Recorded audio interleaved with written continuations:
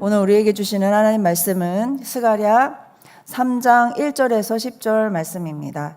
스가랴서 3장 1절에서 10절 말씀. 네, 우리 찾으신 줄 믿고 한 목소리로 봉독하시겠습니다. 시작.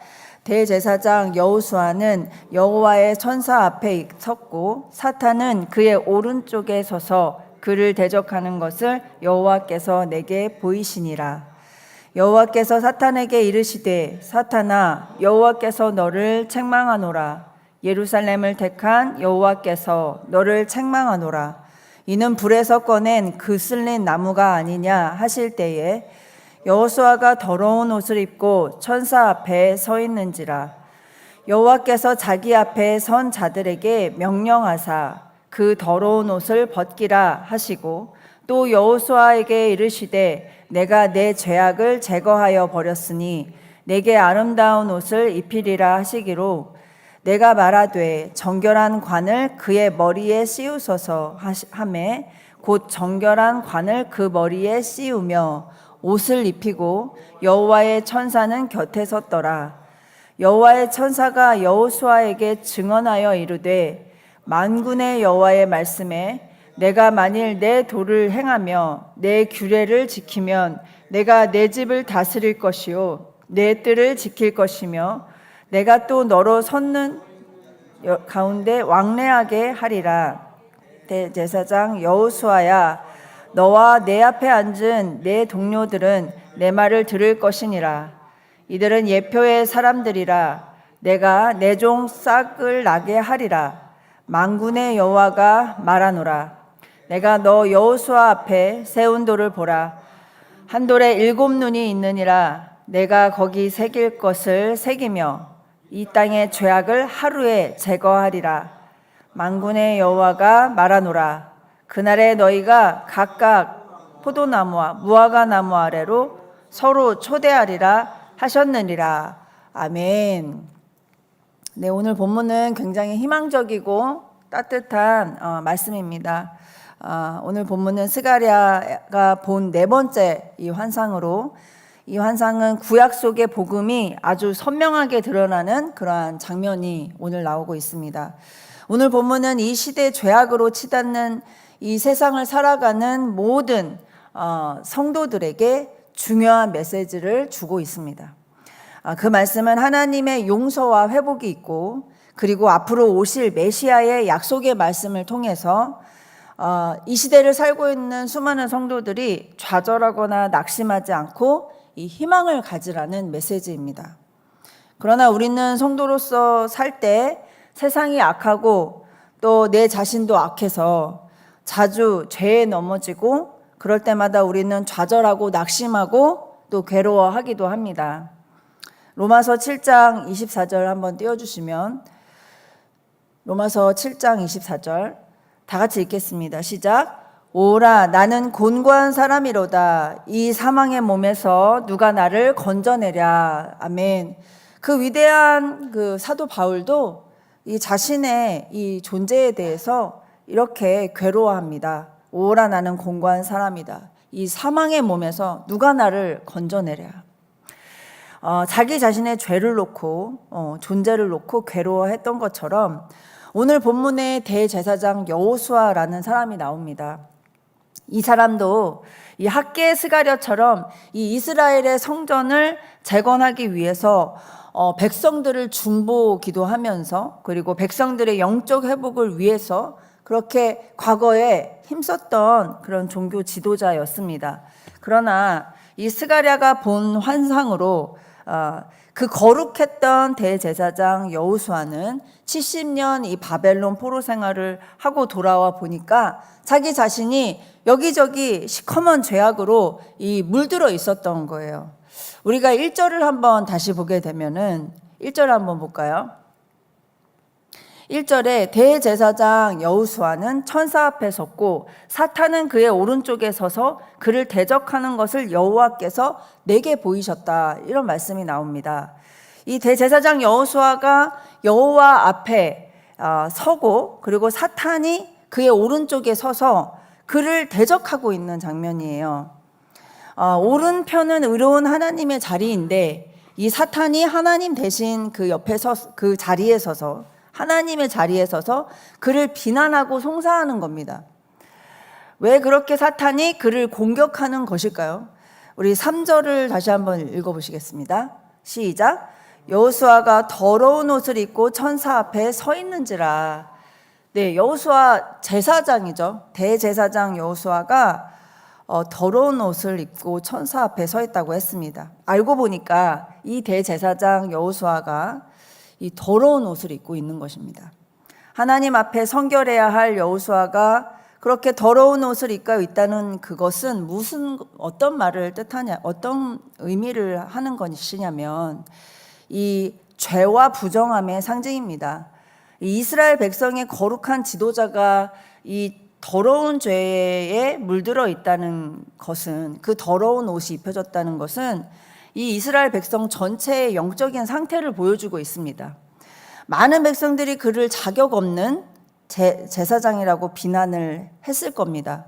자기 자신도 죄책감에 시달렸을 것입니다. 이것이 이 전 국민, 이스라엘 전체 백성들에게 이러한 감정이 있었고 그러한 상태, 영적 상태에 있었다라는 것입니다.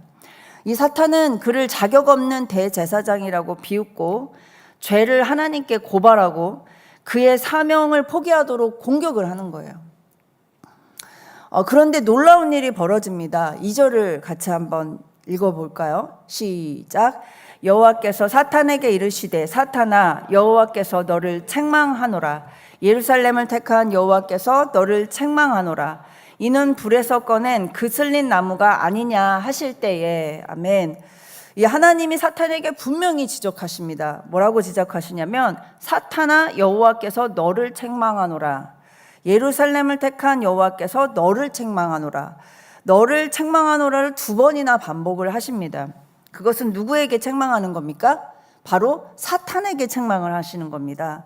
여호수아를 책망하지 않으시고 그 더럽혀진 여호수아를 꾸짖으시는 게 아니라 사탄 너를 꾸짖는다고 2번이나 강조를 하십니다. 여기서 이제 이는 불에서 꺼낸 그슬린 나무가 아니냐 이렇게 나오는데요. 놀라운 은혜의 선언입니다. 불에서 꺼낸 나무라는 것은 심판받아서 마땅한 이스라엘 백성들을 그 심판의 불에서 건져내셨다는 거예요. 상상해보면 우리 부지깽이가 있지 않습니까? 저도 부지깽이의 단어를 아는데 이 아궁이에서 그 부지깽이를 꺼내면 그것이 시커멓게 타가지고 아직 그 불덩어리가 남아있고 연기가 나오잖아요.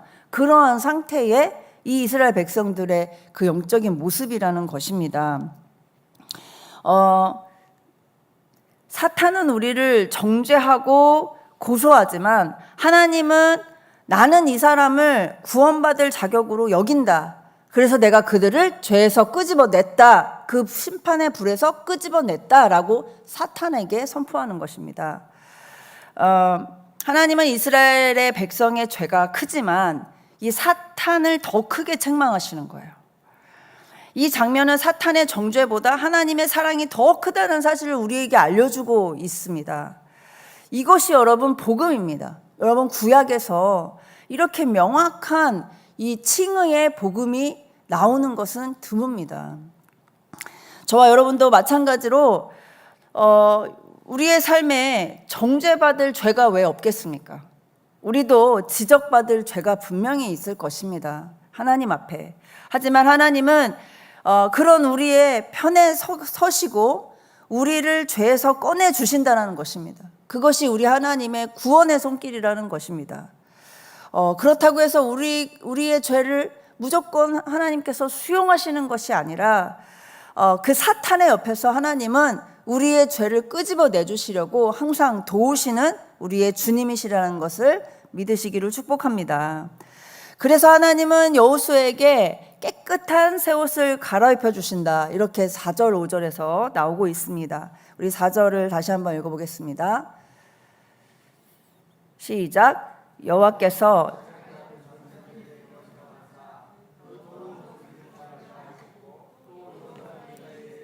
내가 내 죄악을 제거하여 버렸으니 내게 아름다운 옷을 입히리라 하시기로. 아멘. 5절도 이어서 읽어볼까요? 시작. 내가 말하되 정결한 관을 그의 머리에 씌우소서 하매 곧 정결한 관을 그 머리에 씌우며 옷을 입히고 여호와의 천사는 곁에 섰더라. 아멘. 그 더러운 옷을 벗기라. 그리고 여호수아에게 말씀하십니다. 내가 내 죄악을 제거하여 버렸으니 내게 아름다운 옷을 입히리라. 너에게 아름다운 옷을 입히겠다. 이 장면은 하나님 아버지의 따뜻한 사랑이 나오는 것입니다. 여러분, 어린 자녀가요, 제가 종종 이제 설교 때 비유로 말씀드리기도 하지만, 어린 자녀가 밖에서 진흙탕에서 뛰어놀다가 더럽혀져서 집으로 뛰쳐 들어왔어요. 그러면 어머니들은 보통 이제 험악한 말이 나가죠. 저는 많이 험악한 말을 듣고 살아서 이제 어머니가 파리채를 들고 이제 오시면 저희는 도망가곤 했었는데, 그렇다고 해서 어머니가 집에서 쫓아내시지는 않잖아요. 그렇게 더럽혀진 몸으로 자녀들이 집으로 뛰어 들어오면 엄마가 화를 내시고 훈육을 하시지만 그 자녀를 내쫓지는 않습니다. 따뜻한 물로 자녀를 결국 씻기시고 새 옷으로 갈아입히시고 잠을 재우시죠. 아무리 더러워도 다시 깨끗하게 해주시는 이 어머니의 사랑, 이것이 바로 우리 하나님 아버지의 사랑인 줄 믿습니다. 하나님은 우리가 더러운 죄 가운데 있을 때 하나님은 그 무서운 심판을 경고는 하시지만 결국 우리 더러운 죄를 씻기시고 새로운 옷으로 입혀주시고 예수님을 이 땅에 보내주셨습니다. 그러시려고 이 땅에 보내주셨습니다. 하나님은 무조건 죄인을 심판하시고 징계하시고 벌하시는데 그냥 끝내시는 분이 아니시라는 것입니다. 회개하고 돌아오면 이 복음의 새 옷으로 깔끔하게 아름답게 입혀주시고 5절에 보니까요, 왕이 쓰는 영화로운 면류관까지 씌워주신다고 했습니다. 회복된 성도의 영화로움을 상징하는 그것이 바로 관입니다. 면류관. 그 왕관이잖아요. 이 설교를 준비하면서 미스코리아 대회가 생각이 났어요. 저는 어렸을 때 그 영광은 이루 말할 수 없이 나도 저런 왕관을 한번 써보고 싶다. 우리 여자아이들은 항상 꿈꾸는 그건 아닙니까? 얼마나 예쁜 관입니까? 그 정말 너무나도 영광스러운 그 미스코리아 진선미 중에서도 진의 그 왕관을 받는다면 얼마나 영화롭습니까? 근데 그거는 비교할 수 없는 하나님이 주시는 성도의 영화로움, 그 면류관을 이 하나님께서 값없이 은혜로 씌워주신다라는 것입니다. 그와 같이 우리는 정말로 하나님 앞에 존귀한 자임을 우리 자신이 알고 또 다른 영혼도 그렇게 존귀한 자이구나. 하나님이 우리 모든 성도들을 그렇게 생각하고 계시구나. 그래서 비록 이 세상이 악하고 내 자신의 죄가 보여도 낙심하지 말고 하나님께서 우리를 깨끗하게 씻어주고 계신다라는 그 믿음을 가지고 살아가는 저와 여러분 되기를 축복합니다. 저와 여러분이 정말 기억할 것은 여호수아가 스스로 옷을 바꿔 입은 것이 아니에요. 하나님이 일방적으로 그 더러운 옷을 벗기라 말씀하십니다. 그리고 새로운 새 옷으로 갈아입혀 주셨다는 사실입니다. 우리가 우리 행위로 의롭다함을 얻는 게 절대 아닙니다. 우리의 종교 행위로, 우리의 봉사 활동으로, 직분자가 가지고 있는 그 열심과 그 섬김으로 절대 이 새 옷으로 아름다운 옷을 그 영광스러운 면류관을 쓸 수가 없습니다. 우리 행위로 의롭다함을 얻는 게 아니라 하나님의 사랑과 오직 은혜로만 이 아름다운 옷으로 덧입혀졌음을 말씀하고 계십니다. 여러분, 은혜밖에는 없는 겁니다. 그래서 우리의 의로는 구원받을 수도 없고 영생을 얻을 수도 없는 겁니다. 그런데 어떻게 살다 보면 우리 크리스천들, 우리 주의 종들이 정말 열심으로 달려가는 것이 마치 이것이 구원인 것 마냥, 나의 의로 살다 보면 이것이 하나님의 상급인 것 마냥 그렇게 달려가는데요. 사실은 모두가 예수를 믿는 사람은 동일한 은혜 안에 있는 것입니다. 그 동일한 은혜 안에 우리는 누리면 되는 것이고 그 은혜에 감격해서 감사해서 전도하고 섬기고 봉사하는 것 아니겠습니까? 헌금하는 것 아니겠습니까? 그래서 우리는 너무 많은 것 따지지 말고 오직 예수 그리스도, 오직 은혜로만 살아가는 저와 여러분 우리 시티미션 교회 성도들 모두 되기를 예수님의 이름으로 축복합니다. 이어서 본문 6, 7절을 같이 보시면 같이 한번 7절만 읽어볼까요? 7절 시작. 만군의 여호와의 말씀에 내가 만일 내 도를 행하여 내 규례를 지키면 내가 내 집을 다스릴 것이요 내 뜰을 지킬 것이며 내가 또 너로 여기 섰는 자들 가운데 왕래하게 하리라. 아멘.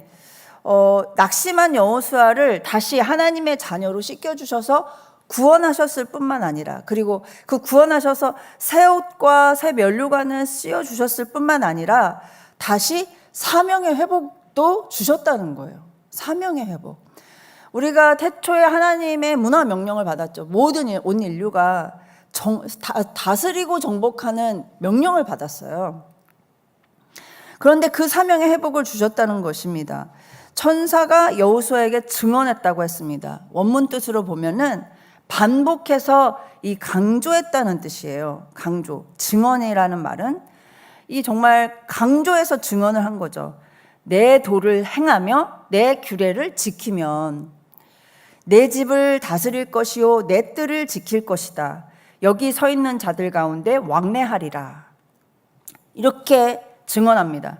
하나님은 여호수아가 말씀에 다시 순종하면 하나님 나라를 다스리고 정복하고 지키는 그 사명자로 회복시켜 주신다는 것입니다. 대제사장인 여호수아가 바벨론 70년을 지내고 본국으로 돌아오니까 자기 자신이 쓸모없이 보였던 거예요. 내가 하나님의 종으로서 이 땅에 다시 돌아왔는데 사람들은 비웃고 나는 죄에 물들어서 아무짝에 쓸모가 없다라는 생각으로 살았던 겁니다. 그러나 하나님은 다시금 이 사명을 회복시켜 주셨다라는 거예요. 네가 내 집을 다스릴 것이다. 내 뜰을 다시 지킬 것이다. 교회를 지키고 그리고 하나님 나라를 다시 세울 것이다. 용기를 주고 계십니다.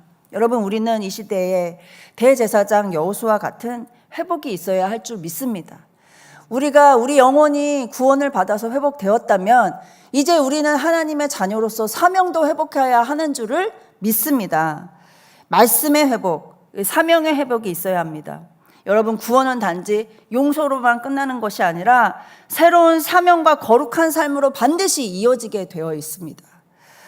죄사함 받은 하나님의 자녀는 하나님 나라 향해 살고 순종하기 마련이고 하나님이 일이 막 하고 싶어지는 거예요. 저는 청년을 만나서 이야기하는 거를 참 좋아하는데 이거를 신방이라고도 하는데 이 신방한다고 해서 이제 연락해서 가면은 좀 부자연스러우니까 이제 종종 이제 여러 가지 이제 밥도 먹자 뭐 어떤 일을 같이 하자 이렇게 함으로써 이제 청년들을 접촉을 하게 됩니다. 그런데 최근에 한 청년이 저희 가정에 와서 저희 남편과 함께 셋이 이 차를 마시고 아이스크림도 먹고 하면서 이제 그 친구의 살아온 삶을 듣고 지금은 뭘 하고 살고 있는지 그리고 그 친구의 꿈이 뭔지 이야기를 이제 듣는 시간이 있었어요. 그런 기회가. 어린 청년이 감당하기에 너무 어려운 가정사가 있었더라고요. 그리고 너무나도 힘든 일을 겪고 살아온 이 30대 초반의 이 형제의 이야기를 제가 들었는데 어쩜 그렇게 멋지게 컸는지 몰라요. 예. 너무 멋있고 그 청년이 너무 빛나더라고요. 그래서 정말 마음으로 감격을 하고 있었는데 이런 얘기를 하더라고요. 자기가 하는 자기의 그 사업으로 1인 사업을 이제 자기 자신이 사업을 하고 있는 친구였는데 이 사업으로 무료 봉사도 하고 복음도 전하고 싶다. 어떻게 하면 어려운 사람들을 만날 수 있냐고 저에게 연결을 해줄 수 있냐. 이 일을 통해서 복음을 전하고 사람들을 도울 수 있는 방법이 뭐냐. 같이 한번 생각해 보면 좋겠다. 이렇게 이야기를 하는 거예요. 저는 그 친구를 통해서 다시 한번 복음은 이런 것이구나. 그 친구가 예수님을 만나서 삶을 회복했고 그렇게 칠흑같이 어두웠던 삶에 정말 다시 살고 싶고 다시 사는 것을 넘어서 다른 사람을 돕고 싶다라는 이 고백을 들었을 때 복음은 정말 이런 것이구나. 한 사람의 인생을 바꾸는 것을 넘어서 다른 사람을 돕는데 그 사명자로 사람을 완전히 바꾸어 주는구나. 예수님 만나면 사람은 이렇게 되는 겁니다. 여러분, 우리에게 복음이 오면 반드시 생명도 오지만 사명도 따라오는 줄 믿습니다. 값없이 은혜로만 우리는 살게 되는 것입니다. 그 값없는 은혜를 깨닫는 사람들이 세상 밖으로 뛰쳐나가서 하나님의 사랑을 전하고 싶어 견딜 수가 없는 그러한 사람으로 변하게 되는 것이 아니겠습니까? 여러분, 우리 자신도 방황을 했었던 때가 있었지 않습니까? 예수님을 만나기 전에 우리 영혼이 그렇게 방황했던 것처럼 우리 주변의 영혼이 얼마나 그렇게 방황하는 영혼들이 많습니까? 갈 길을 잃어서 힘들어하고 염려 걱정으로 매일 그런 말로 살아가는 사람들. 제가 청년을 몇 명 제자 양육을 하는데 한 청년이 자꾸만 양육을 할 때마다 죽고 싶은 충동이 자꾸 일어났다고 고백을 하는 거예요, 매주. 그래서 계속 말씀을 주고, 그리고 이제 그 양육의 말씀뿐만 아니라 다른 생명의 말씀들을 계속 넣어주면 오늘 그래도 한 줄기 빛이 저에게 비춰왔습니다, 이렇게 또 고백을 하고 한 주를 살아가고 그렇게 하는데, 예수님을 믿는데도 아직도 악한 사단이 이 성도들에게 그렇게 어둠으로 몰고 가는 그런 묶임을 준다는 거예요. 8월 17일 날 여러분 영혼 한 명 초대를 하시기를 축복합니다. 그렇게 내가 어둠 속에서 방황했고 삶의 소망을 잃고 방황했다면 이제는 우리가 그 받은 은혜 그거를 넘어서 우리가 사명을 회복해야 합니다. 그러려면 우리 주변에 생각나는 영혼이 당연히 한 명이라도 있는 것입니다. 염려 걱정으로 살아간다던가 살 소망이 없다던가 아니면 세상 속에서 허우적대면서 힘들게 사는데 그가 어디로 가는지도 모른 채 열심히 산다면 듣든지 아니 듣든지 우리는 그 복음을 전해야 하는 줄을 믿습니다. 우리 8절에서 9절 마지막으로 한번 읽고 마치겠습니다. 8절 시작. 대제사장 여호수아야, 너와 내 앞에 앉은 동료들은 내 말을 들을 것이니라. 이들은 예표의 사람들이라. 내가 내 종 싹을 나게 하리라. 만군의 여호와가 말하노라. 내가 너 여호수아 앞에 세운 돌을 보라. 한 돌에 7 눈이 있느니라. 내가 거기에 새길 것을 새기며 이 땅의 죄악을 하루에 제거하리라. 아멘. 메시아에 대한 이 예언이거든요.